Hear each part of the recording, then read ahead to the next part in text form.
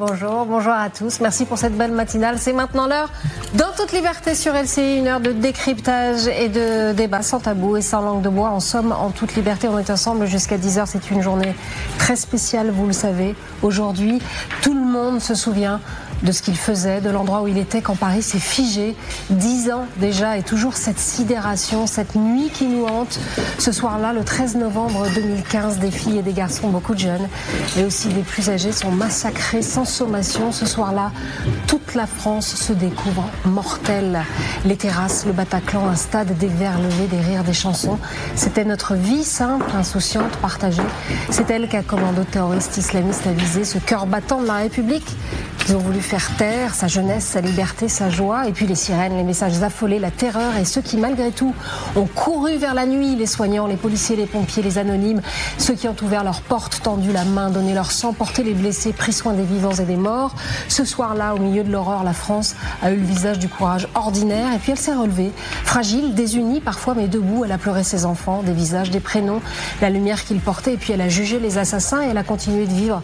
C'est sans doute cela, la seule justice possible.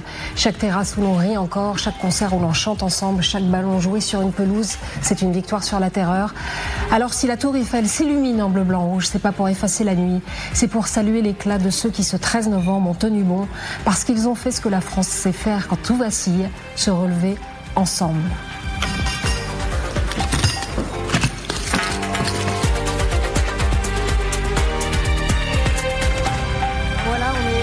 Sur le plateau dans toute liberté. Bonjour Alexandra Guillet, vous êtes journaliste police-justice TF1 LCI, bien sûr, on vous connaît bien.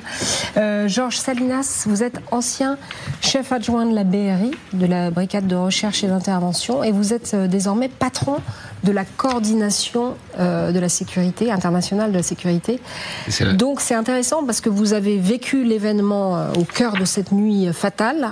Et vous êtes aussi tout à fait habilité à nous parler de ce qui se passe maintenant, et du fait, est-ce que cette menace est partie, est-ce qu'on est toujours aussi menacé? On va voir ça avec vous. Et puis en face de vous, évidemment, Emmanuel Ducrot, éditorialiste économie à l'opinion, Christophe Barbier, aka Christophe Barbier, et Guillaume Oda, notre reporter, chroniqueur international. Guillaume, je rappelle que vous êtes l'auteur de Jeunes à crever, attentat du 13 novembre, un procès, une génération aux éditions du Cherche Midi, et vous consacrez d'ailleurs un chapitre entier à l'attaque du Bataclan que vous reconstituez minute par minute, comme l'intervention héroïque de la BRI. Alors, Georges Salinas, j'ai juste une question pour vous. Vous savez comment... Enfin, vous avez vu la nuit se refermer sur Paris. Vous savez comment on la combat. Qu'est-ce qui ne s'efface jamais ? C'est une journée bien particulière et une nuit complètement funeste. On a des images qui nous restent bien sûr. On pense à tout ce qu'on a vécu. On s'était préparé à beaucoup de choses, mais je pense qu'on s'était pas préparé à la réalité de cette menace. Autant quand on est confronté, quand on voit toutes ces personnes, toutes ces victimes qu'on a pu voir. Comment ça s'est passé pour vous? Vous étiez d'astreinte ce jour-là, ou comment ça se passe? Oui, j'étais d'astreinte. Ouais. On est toujours d'astreinte à la BRI, faut le savoir. On est 24 heures sur 24. Donc, disons qu'il y a une première astreinte et une deuxième astreinte. Et moi, j'ai été appelé assez rapidement parce que je me trouvais à la campagne, pas très loin de Paris, à une 60aine de kilomètres.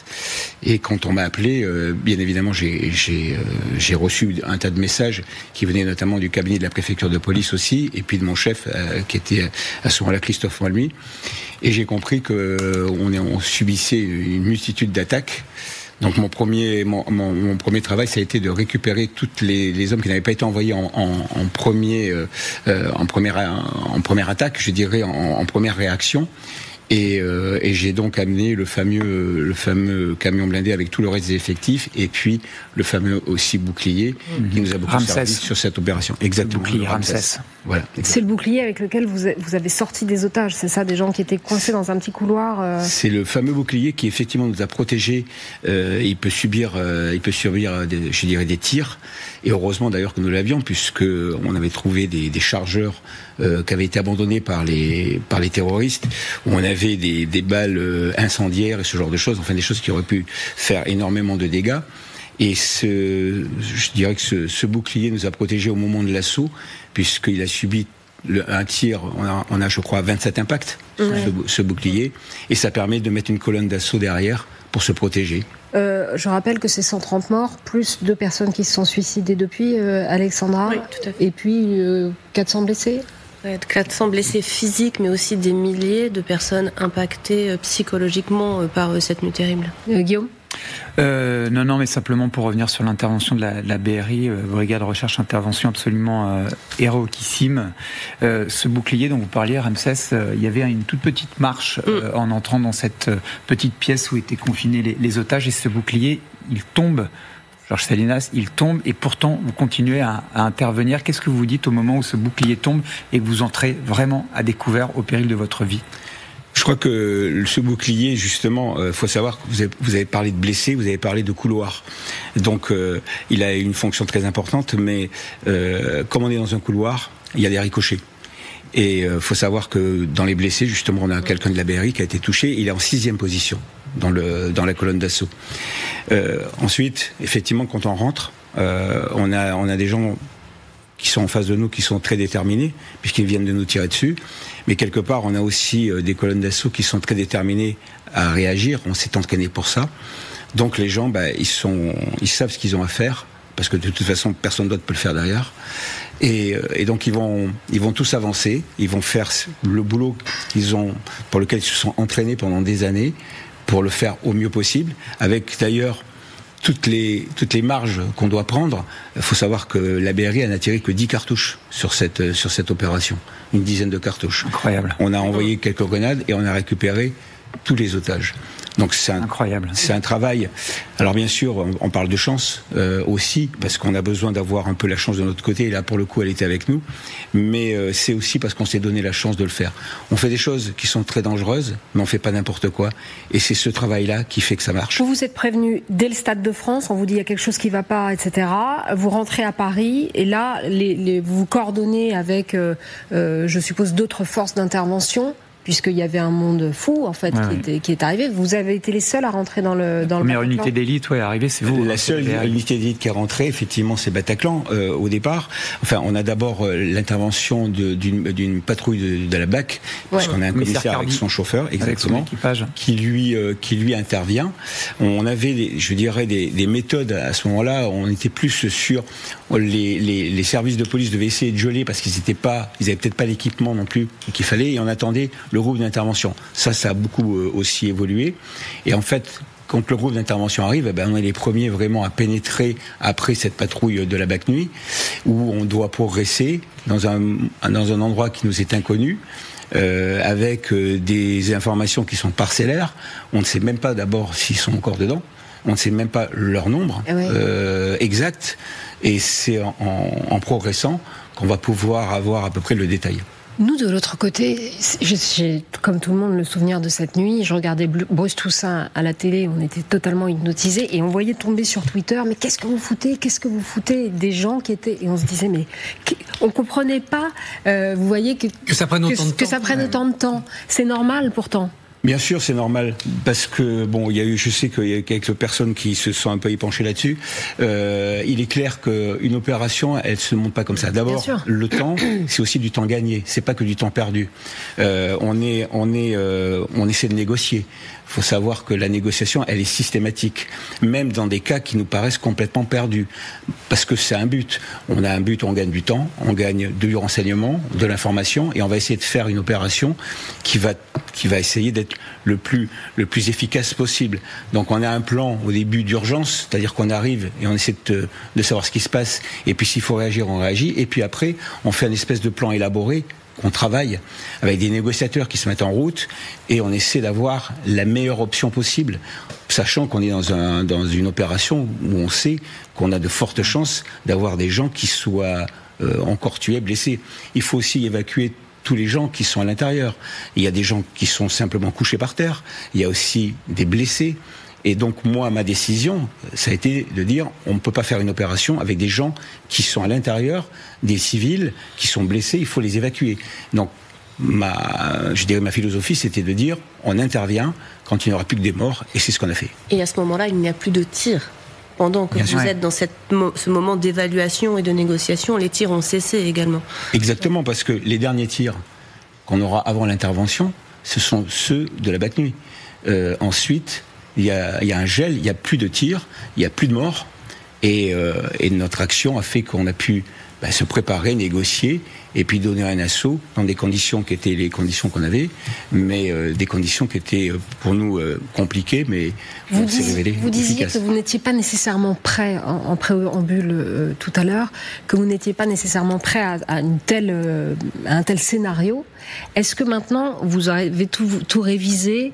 Est-ce que maintenant on est capable de coordonner les services de façon, je veux dire, est-ce qu'il y a des entraînements et ce type de trucs sur ce genre de scénario? Il y a beaucoup de choses qui ont évolué. Il y avait des choses qui avaient déjà évolué.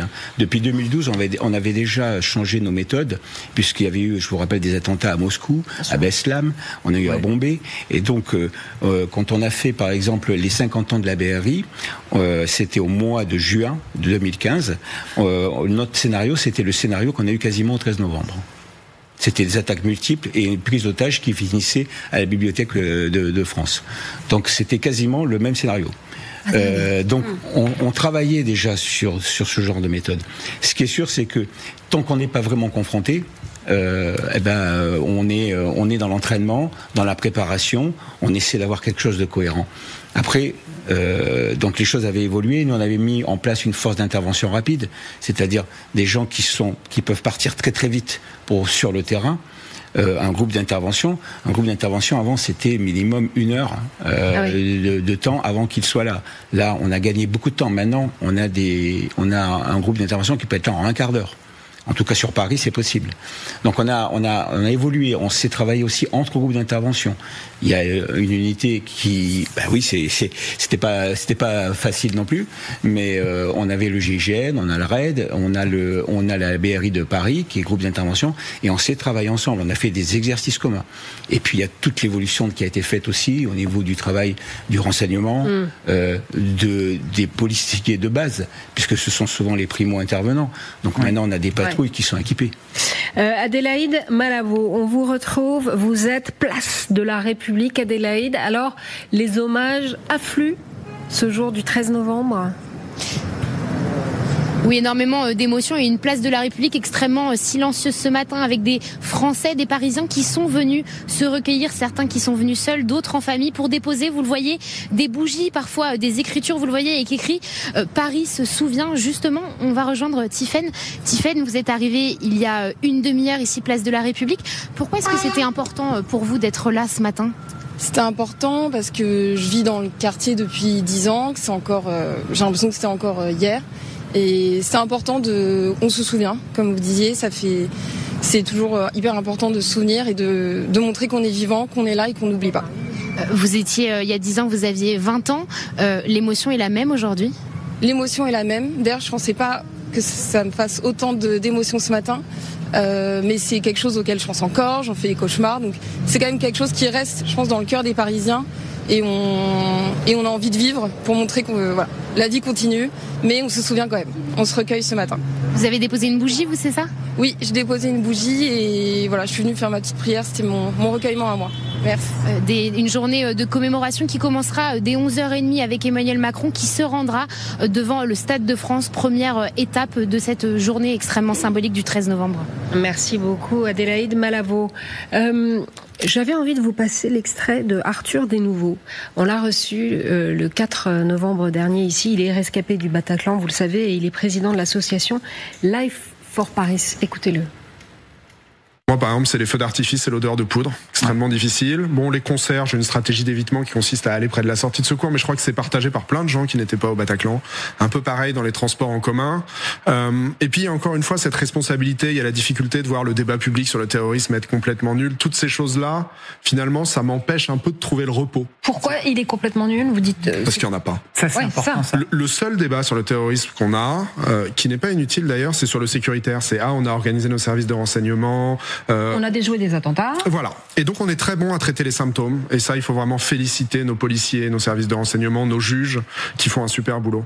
La vraie question, c'est que, on l'a encore vu hier, on nous l'a annoncé, il y a toujours autant de jeunes qui veulent commettre des attentats, qui ont 17-18 ans, qui avaient donc 7-8 ans à l'époque, qui n'ont pas quitté le territoire.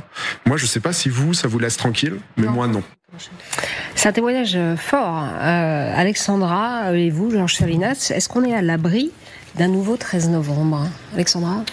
Alors, 10 ans après, c'est sûr que la menace, elle persiste, elle perdure, elle continue de mobiliser pleinement l'ensemble des services de renseignement. Et écoutez d'ailleurs à ce sujet la patronne de la DGSI, Céline Berthon, qu'on a reçue sur ce plateau il y a quelques jours. Nous considérons avoir un risque élevé en termes de menaces terroristes. Ce risque est de nature différente de ce que nous avons connu en 2015. On en parle peut-être un peu moins parce que nous déjouons des projets d'attentats de manière finalement silencieuse. Voilà, un risque qui reste élevé, dit Céline Berthon, et une tendance générale qui est même à une menace qui s'accroît selon le procureur national antiterroriste, qui note, lui, depuis 3 ans, une augmentation des procédures judiciaires liées au terrorisme islamiste. Depuis le début de l'année, si on reprend les chiffres, il y a encore eu 3 attaques sur notre sol, qui ont fait 2 morts, et 6 projets d'attentats également qui ont été déjoués, dont quelques-uns très récemment. On peut parler notamment de l'arrestation de l'ex-compagne du terroriste Salah Abdeslam qui est soupçonné de projeter une action violente. Et puis on note aussi une évolution de cette menace qui est passée d'une menace dite projetée, venue de l'étranger, à une menace plus endogène, émanant d'individus qui n'ont jamais quitté notre territoire, qui n'ont pas forcément de connexion directe avec une quelconque organisation terroriste, et des profils qui sont de plus en plus jeunes, avec notamment des mineurs qui sont de plus en plus impliqués. 17 ont été mis en examen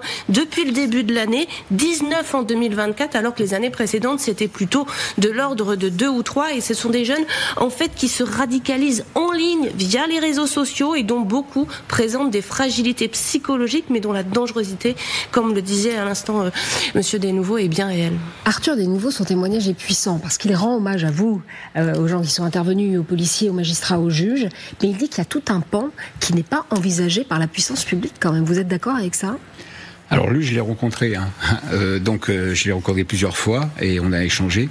Je crois que il y a effectivement, il y a eu des rapports qui ont été faits sur l'entrisme et ce genre de choses. Ah oui, bien sûr. Donc on sait que cette menace existe.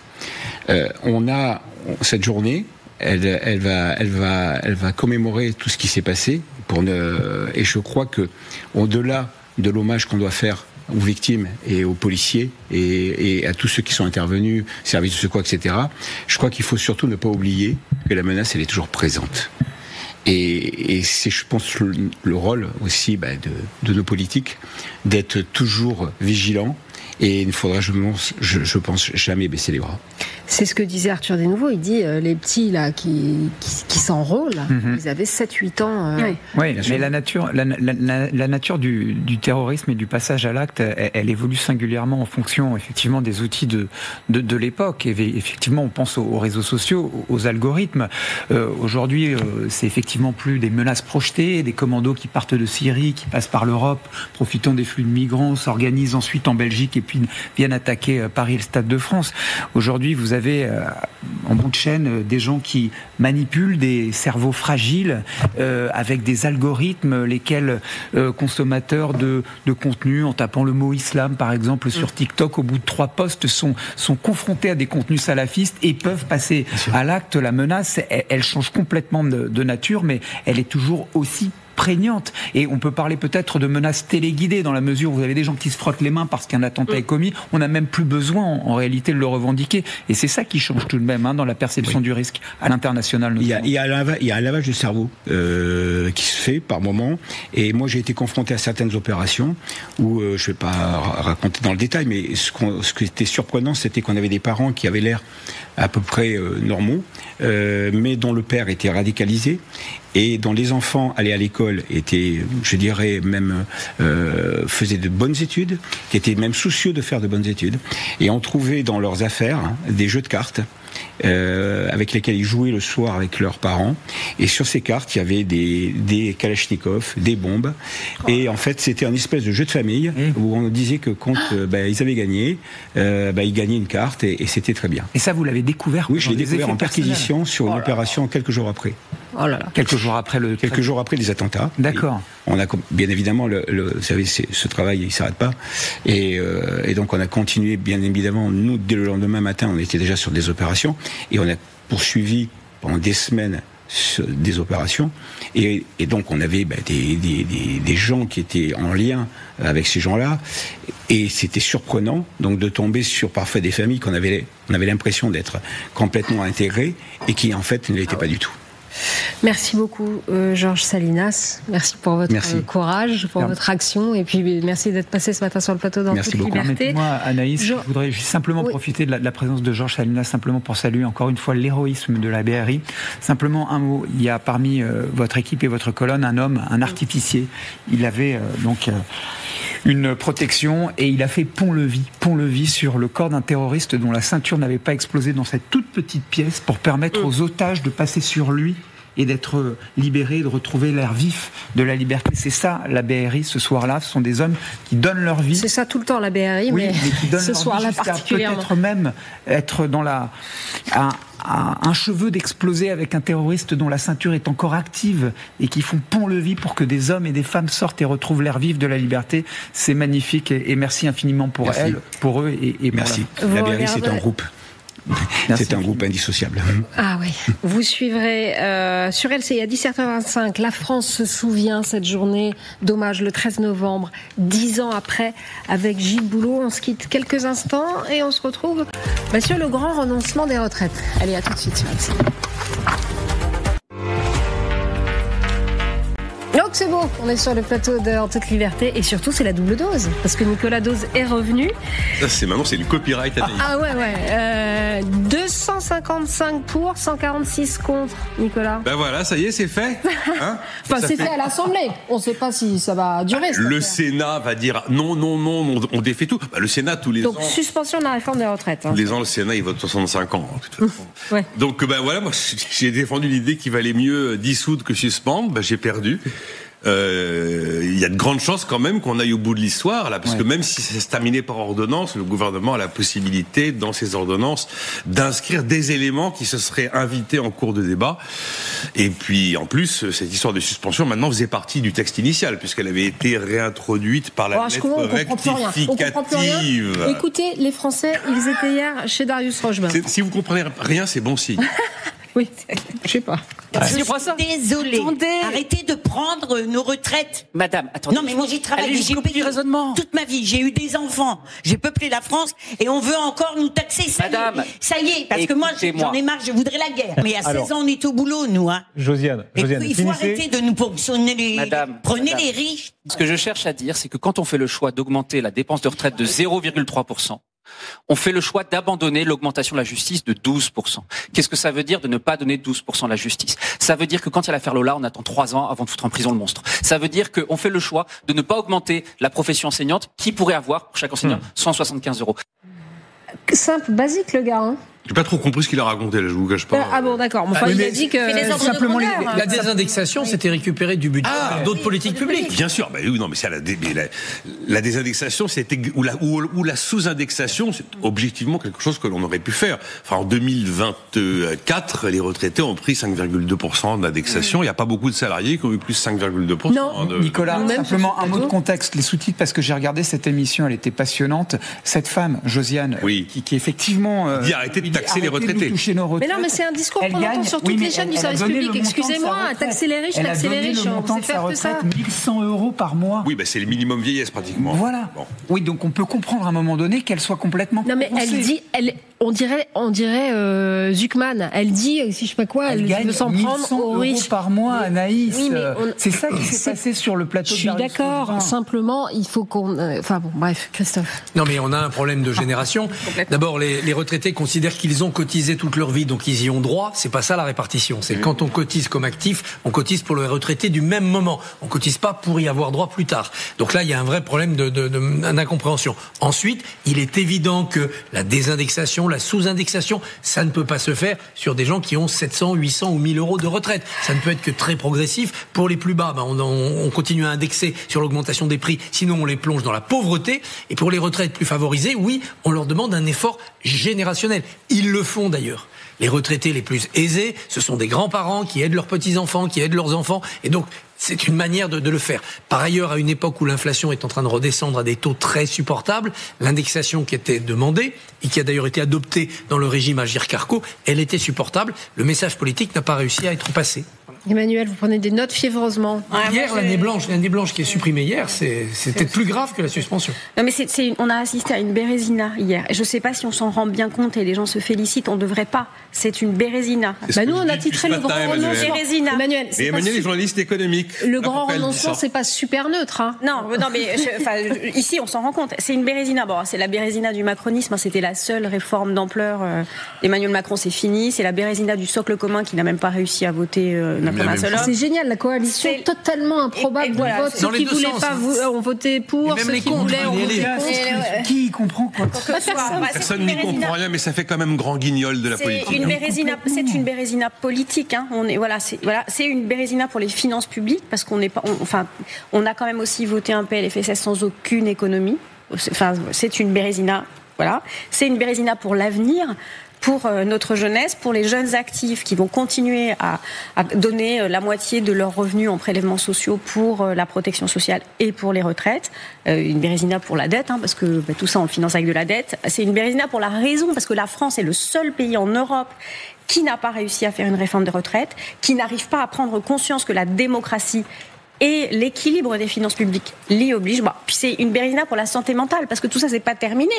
Là, on a encore tout un cycle parlementaire guignolesque qui suit, et puis on a une élection présidentielle où il va falloir remettre encore ce sujet sur la table. On va tous devenir dingues. C'est la bérésina, à tous les points de vue. Mais on est dans une crise politique, donc c'est normal. Crise politique qui nous donne LFI qui vote comme horizon, contre la suspension, le PS qui vote avec le RN pour la suspension, et on voit bien avec cette illustration du socle commun qui s'effondre et du nouveau Front populaire qui explose, qu'on est dans cette crise politique. Moi, je crois que 2027, c'est le moment justement où le peuple, conscient de tout ça, parce qu'il en aura entendu pendant 3 ans, sera obligé d'être responsable. Ça fait pas 3 ans, Christophe. 2023, ça fait 4 ans qu'on est dans ce débat. Précisément, dans celui-ci. Avant, la réforme des retraites, c'était des conflits sociaux, mais il n'y avait pas la même complexité, le même entrelac de tensions qu'on a eu depuis 2023. 14 jours de grève et de manifestation dans ce pays, le 49-3, la dissolution dans la foulée, le conclave qui échoue. Regardez l'accumulation de crises sur cette réforme-là. Celle de Sarkozy en 2009 avec Fillon, il y avait eu des tensions, des manifs, mais une fois qu'elle a été adoptée, les Français ont dit ok, elle est légitime. Celle-là n'était pas légitime parce qu'il y avait eu le 49-3. Sauf que les Français avaient réélu Macron, qui leur avait dit qu'il ferait la réforme des retraites. Donc on avait un conflit de légitimité. Le Français manifestant de 2023 contredit le Français votant de 2022. Et donc il faut purger cela. On a une chance de le faire en 2027.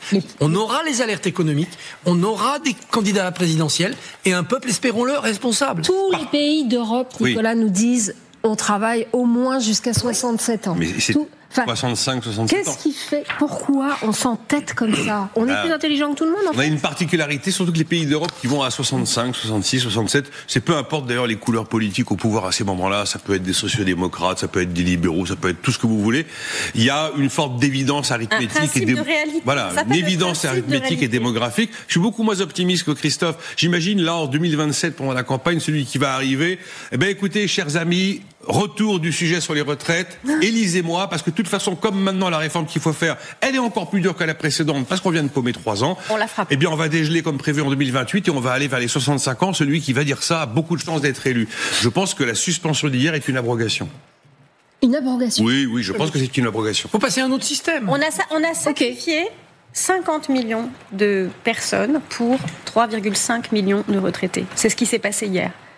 C'est pas juste, en fait. Et puis il faut arrêter de dire qu'on veut sauver le modèle social alors qu'on vote sa destruction. Voilà. Parce que qu'est-ce que c'était hier? C'est pour ça que je pense qu'encore une fois, il valait mieux une dissolution qu'une suspension. La dissolution, on en prenait pour 2 ans. La suspension, on en prend pour 20 ans. Hein. Oh là là. Parce que, incroyable. Mais le truc, c'est inextricable. Des actifs, des retraités, de l'argent à sortir. Alors l'actif paye plus, ou il travaille plus, ou le retraité touche moins. Ou alors on taxe les riches, effectivement, comme disait cette retraitée, qui visiblement a une très petite retraite. Il y a un moment, il n'y a pas 10 000 solutions. J'écoutais hier l'excellent Bertrand Martineau, qui était sur LCI, qui disait, mais il y a pas 10 000 solutions. Ou alors il faut beaucoup plus de bébés. Mais les bébés, il leur faut 20 ans pour être au boulot et cotiser. Bon, allez, faites des bébés. Merci Nicolas. Vite, maintenant. Autre moi je partage c'était quoi les aberrations ou le mot, le leitmotiv d'Emmanuel? La Bérésina, voilà. C'est fâcheux, c'est fâcheux d'ailleurs. Autre actu ce jour. Merci Nicolas. Alors, libération de Boualem Sansal, bien sûr. Thomas Misraki, vous êtes à Berlin, en Allemagne. Première nuit de liberté pour Boualem Sansal. Oui, qui devrait normalement recevoir la visite de son épouse dans le courant de la journée. C'est ce que dit la porte-parole de la présidence allemande.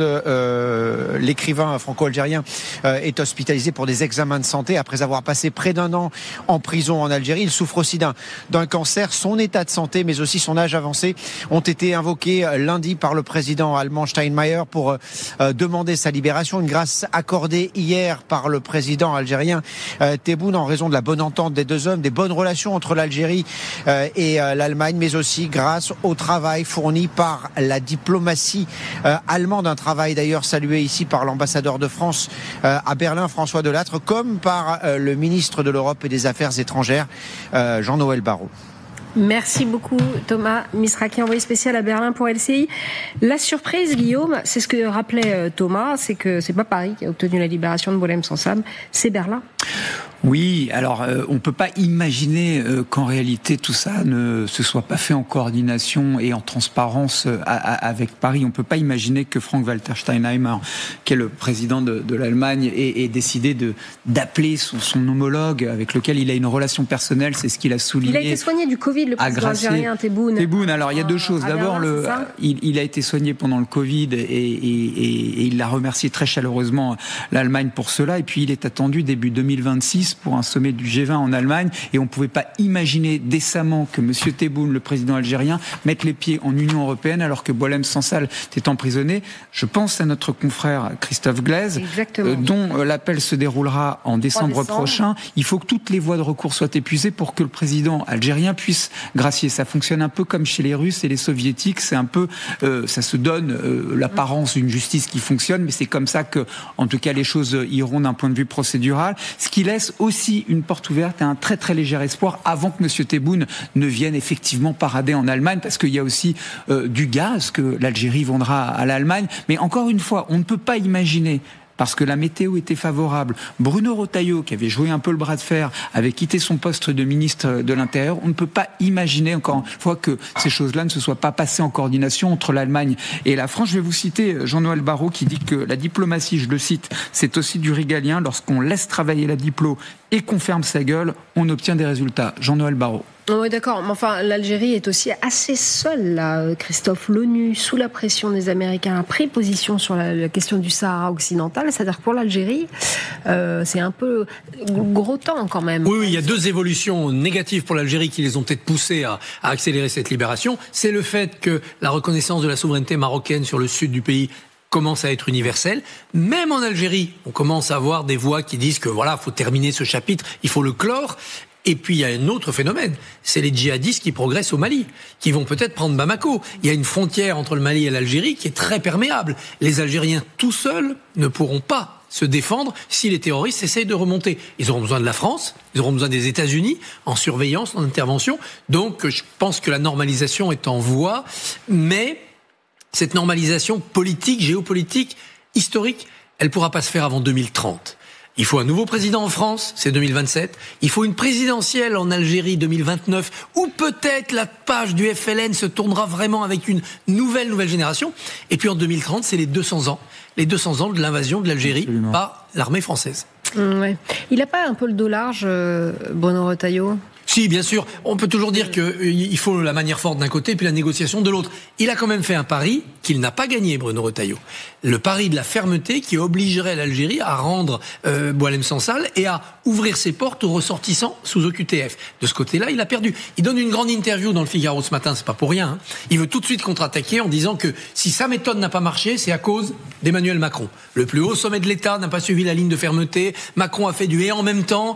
Je hausse le ton et je baisse le pavillon. C'est les mots employés. Le président de la République a une fois de plus fait du « en même temps », haussé un peu le ton en baissant le pavillon. Bravo Christophe. Donc vous voyez, c'est vraiment inefficace. Et donc il prépare sa présidentielle en disant si je suis président de la République, moi, ça sera 100% manière forte. Oui, mais avouons que ça tombe un peu à côté. Pardonnez-moi. Enfin, d'un mot, c'est-à-dire c'est inefficace au moment où Boualem Sansal est libéré.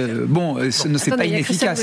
Boualem Sansal est libéré. Ce qui est intéressant, c'est qu'on découvre là qu'il s'est quand même passé beaucoup de choses dans la coulisse, qu'il y a quand même eu des contacts diplomatiques en France, en Algérie, dans les ambassades, etc. C'est passé par des réseaux un peu, voilà. Et ce qui est intéressant, c'est que pourquoi ça passe par l'Allemagne ? Parce que ça permet de retirer de l'équation quelque chose qui a pourri le débat, c'est l'affect en fait. L'Allemagne n'a pas d'affect avec l'Algérie, l'Allemagne n'a pas de passif avec l'Algérie. Et en fait, quand on a retiré, mais nous, faut qu'on sorte du passif. Exactement, mais c'est la preuve de ça. Quand on a retiré l'affect et ce passif qui ne passe pas avec l'Algérie, on arrive à quelque chose. Il faut en tirer une leçon diplomatique, une leçon dans nos relations avec l'Algérie. Il faut qu'on sorte de cet affect. Allez, une petite pause et dans un instant, les mufles de l'Assemblée nationale qui ont pris une baffe hier à l'Assemblée. On se retrouve tout de suite sur LCI. Quel entrain, quel enthousiasme sur ce plateau. On devrait faire l'émission qui s'appelle Pendant la pub, je vous assure. Allez, c'est l'heure du carton rouge. Carton rouge ce matin pour une scène affligeante dans l'hémicycle quand le sexisme s'invite à l'Assemblée. En plein débat sur la suspension de la réforme des retraites, le député UDR, Géraud Verny, s'est permis de lancer à Sandrine Rousseau: vous nous cassez les oreilles, avant de lui demander de ne pas hurler, de baisser le micro. Regardez. Alors je vous pose cette question, messieurs les ministres, messieurs et mesdames les ministres, comment allez-vous financer ce décalage en 2026 et en 2027 ? Madame Rousseau, est-ce que vous pourriez éviter d'hurler quand vous prenez la parole ? Vous nous cassez les oreilles. Ou à défaut, est-ce que vous pourriez baisser le micro ? Ça, c'est pas acceptable. Je vous rappelle à l'ordre immédiatement. Et votre appel au règlement est terminé. Vous avez un rappel à l'ordre. C'est insupportable. C'est honteux. C'est honteux. Vous vous rendez pas compte ? Je ne tolérerai aucune attaque sexiste dans cet hémicycle. C'est fini. C'est fini. Très en colère, la patronne de l'Assemblée nationale. Il ne savait pas, ce député, sur qui il tombait, Michaël Brodie, parce qu'elle ne transige pas sur de tels comportements. Ils n'ont rien appris depuis 91 et le discours d'Édith Cresson, vous vous souvenez, elle avait fait un discours de politique générale avec une voix aussi comme ça, mal servie par les micros. Mais vous êtes obligé de pousser quand vous êtes une femme, donc ça parce vous que fait monter. Les gens ne s'en rendent pas compte parce qu'ils entendent les micros, mais l'hémicycle, il y a du bruit tout le temps. Donc hurler devient une sorte de réflexe naturel. Faut de l'expérience pour se dire qu'en parlant normalement devant le micro, ça passe à la télé. Vos voisins de bande n'entendent rien, mais c'est pas le problème. Vous parlez à la télévision. Et la réaction du député est une réaction d'évidence sexiste. Mais au-delà du sexisme, parce qu'il y en a un autre qui a été réprimandé, ils ont dit oui, mais on aurait dit la même chose si ça avait été un homme. D'abord, c'est pas vrai. Ils le font pas. Et ensuite, et alors ? Mais faut pas qu'ils le disent si c'est un homme. On dit pas, comme on a entendu hier, il est complètement siphonné. On dit pas cela. Je pense que la période de pagaille que l'on vit à l'Assemblée depuis 2024 devrait inspirer le bureau de l'Assemblée pour réécrire le règlement et durcir les comportements intolérés dans l'hémicycle. C'est-à-dire qu'il y a des mots, des éclats de voix qui devraient être interdits. Ça a toujours été le cas, souvenez-vous. Pendant la Troisième République, ils passaient leur temps à s'injurier, vous vous souvenez ? C'était dur aussi pendant la Troisième République. Ça allait même plus loin, puisqu'il y avait des injures antisémites, des menaces. Donc on a fait des progrès depuis, mais il faut continuer à faire des progrès. Aujourd'hui, il y a une telle violence sur les réseaux sociaux que si l'Assemblée en est une sorte de reflet dans la parole injurieuse libre, parce que ça serait un espace de débat, ça me semble pas un bon exemple à montrer au peuple. On peut être dans le débat de fond qui ne fait aucune concession et rester dans la courtoisie républicaine. Il n'y a plus de courtoisie à l'Assemblée. Emmanuel, elle vous a semblé bien, il y a une voix privée hier ? Oui, il faut pas laisser passer ce genre de choses, c'est pas possible. Mais après, ça s'inscrit dans une image plus large. L'Assemblée est une pétaudière. Faut regarder les débats. Vous ressortez de là, c'est hyper énervant, tellement tout le monde hurle, s'invective, personne ne s'écoute, les gens s'interrompent, ça braille. C'est insupportable. Le débat démocratique, il est à l'Assemblée à l'image de ce qu'il est dans notre pays, en fait. Et ça dit beaucoup de nous. Et c'est moche, en fait, hein, vraiment moche. Et moi, je trouve que vraiment main ferme et colonne vertébrale, c'est comme ça que je qualifierais la façon dont Yael Braun-Pivet tient son perchoir. C'est pas la première fois qu'elle rappelle à l'ordre vertement un député qui sort du rang. Sébastien Delogu avec son drapeau palestinien, elle le rappelle à l'ordre. Vous vous souvenez de Grégoire Fournas, député du RN, qui invective Carlos Bilongo, qui est de la LFI, qu'il rentre en Afrique. Avait-il dit, on savait pas s'il parlait des migrants ou de lui-même. Non, mais ce que je veux dire, c'est que vous avez toujours une Yael Braun-Pivet, colonne vertébrale, qui ne laisse rien passer. On l'a vu avec Géraud Verny. Elle le rappelle à l'ordre, elle a un côté même Adèle Haenel. Allez, on se lève, on se casse, c'est fini, c'est fini. Elle crie, elle a une colonne vertébrale. Elle l'a fait avec Sébastien Delogu, LFI, elle l'a fait avec Grégoire Fournas, RN, elle le fait avec un député UDR. Voilà une femme qui tient son perchoir avec encore une fois une colonne vertébrale. Et de ce carton rouge, moi je voudrais adresser quand même une félicitation à cette présidente de l'Assemblée. Vous vous souvenez aussi les commentaires sur les robes de Cécile Duflot, etc. Enfin, vraiment, ça vole bas. Et on dirait pas qu'on est déjà au 21e siècle, que MeToo est passé par là. Et on dirait qu'il faut encore faire de la pédagogie, voire élever ces gens, quoi. Oui, ce qui est pas normal. Alors, la solution à cela, c'est la parité à l'Assemblée. Ça avait progressé en 2022, la vague macroniste. En 2017, la vague macroniste avait été une vague féminisante. Ça a un peu reculé depuis, mais c'est en progrès, ça va aboutir. On a eu le débat, vous savez, l'autre jour sur la buvette de l'Assemblée. Oui. Alcool ou pas alcool? Ça joue aussi dans certains comportements tardifs. Très possible. Ouais. Qu'est-ce que je voulais vous dire? Je sais plus ce que je voulais vous dire. C'est l'heure de Il y a de l'espoir, un très beau Il y a de l'espoir aujourd'hui. Regardez ça. Oh là là, c'est le rendez-vous préféré des Français. Miss France, 30 femmes plus belles les unes que les autres.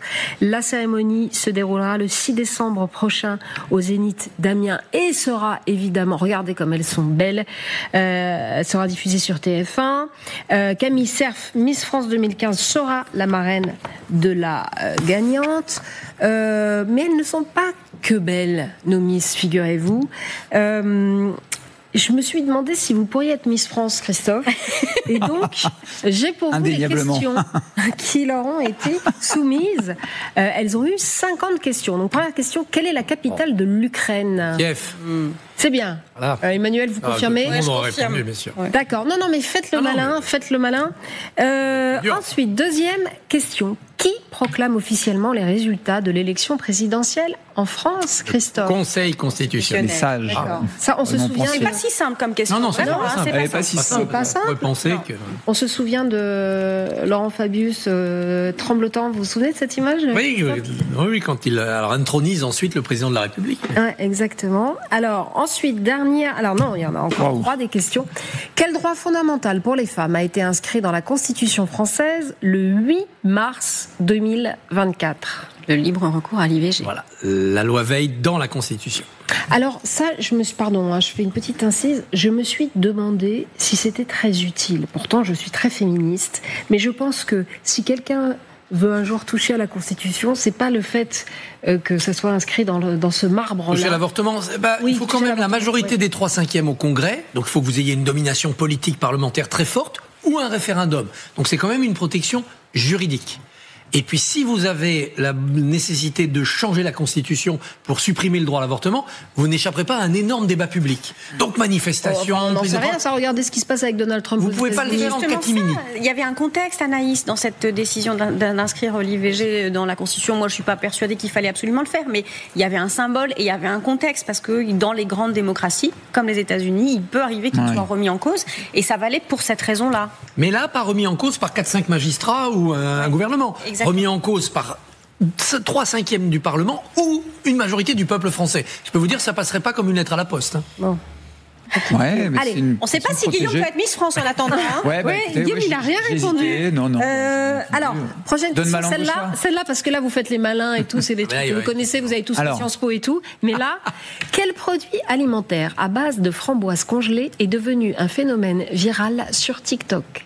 Franui, c'est Franui. Chocolat Dubaï, Jelly Belly Beats. C'est Franui. Mais pourquoi vous savez ça Parce que je suis Miss C'est France. quoi Franui? Moi, j'en sais rien, mais j'ai fait par élimination. Franui, framboise. Ouais, d'accord. Du goûter du chocolat Dubaï, il n'y avait pas de framboise dedans, ni congelé. El Manjen était une sorte de Nutella algérien et Jelly Bean, c'est des bonbons.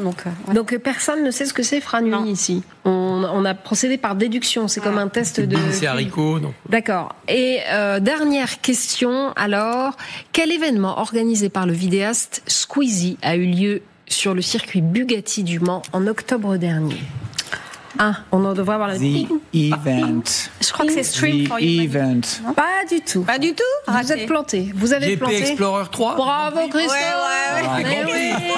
Grand Prix, donc Grand Prix, voilà. Je vais vous dire un truc. Squeezie, c'est une star, mais vous ne le savez pas, Christophe. C'est une star qui a plusieurs dizaines de millions d'abonnés.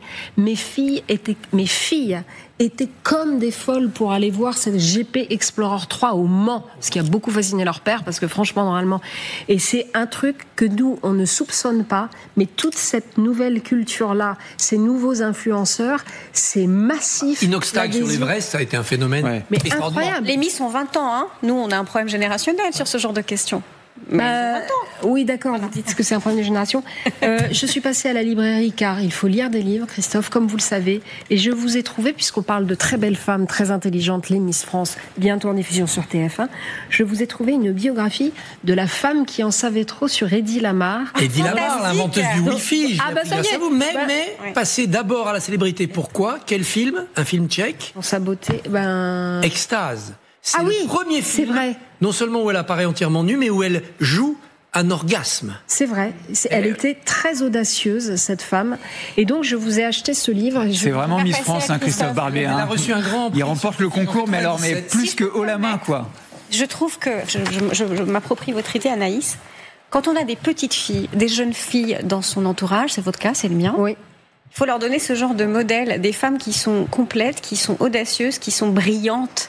Libres. Et j'ai envie de dire des femmes tenaces. Des femmes tenaces. Ça rappelle un livre extraordinaire qui vient de sortir, qui a été publié chez Albin Michel.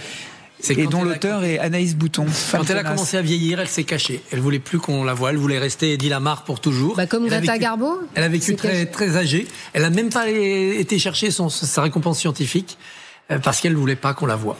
Oh, Eddie Lamar, voilà, femme qui en savait trop, aussi belle que scientifique. Elle a inventé le Wi-Fi. Wi-Fi. Exactement, elle a inventé un système pour changer la fréquence qui pilote les torpilles pendant la Seconde Guerre mondiale. Donc votre torpille part et vous changez la fréquence. Comme ça, l'adversaire, il ne peut pas comprendre la fréquence. C'était très compliqué parce qu'il faut que la torpille continue à obéir. Ça a permis de couler des bateaux allemands pendant la guerre et ça a donné l'idée, sans fil, par la fréquence, téléguider des objets. C'est le Wi-Fi. Application aujourd'hui avec les drones. Application aujourd'hui avec les drones. Eddie Lamar, avec un comparse. Alors c'est aussi parce qu'elle avait été la maîtresse d'un marchand d'armes qui était très proche de Mussolini. Ah, bon, oui, on va avoir tout bon tout le temps. Après, elle a quitté l'Allemagne nazie. Allez, on se retrouve demain en toute liberté à 9h.